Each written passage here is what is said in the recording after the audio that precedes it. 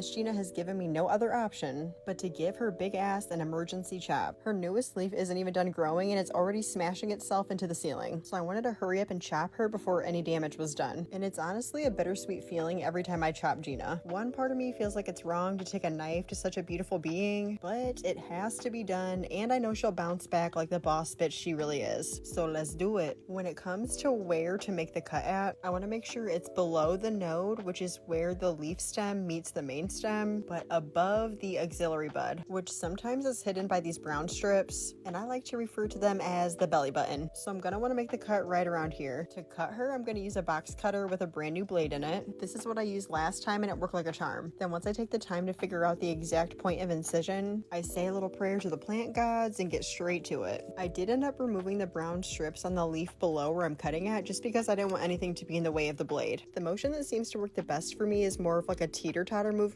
so I just slowly and carefully teeter-totter my way all the way through. And just like that, we have more gigantic Gina cuttings. So this is what the end of her cutting looks like right after, and I've been curious to know how big around her main stem is, so I actually measured her this time, and do you know that this girl's girth measured out to be 5.5 inches? Like, damn, she thick. And then this is what the cut part looks like on Gina. And then eventually when she's ready to push out a new growth, it'll come out that auxiliary bud, or aka the belly button. And here's Miss Gina's first look after her haircut. Still a gorgeous queen. For her cutting, I have this vase that I get from Walmart that works perfect for huge cuttings like this. And if you notice, there's no water in that vase. And that's to let the cut callus over before it's submerged into water. And the purpose of the callus is to help prevent the stem from rotting. And considering how thick Gina's stem was, I plan to let it dry out and callus over for at least 48 hours. And that's it. And I'm actually thinking about taking maybe 2 more cuttings off Gina within the next week or so, because I know if I don't, she's going to be touching my ceiling again in no time. And to all the Gina fans that are itching to get their hands on a cutting, I need your guys' opinion because I honestly don't even know what a fair price would be. And with there being so many of you that wanted to be added to the list to get a cutting of Gina, like, I don't know if there's a way that I could do an auction for her cuttings, or if I should just post them for sale and it's like a first come first serve type deal. So if you have any ideas, please let your girl know.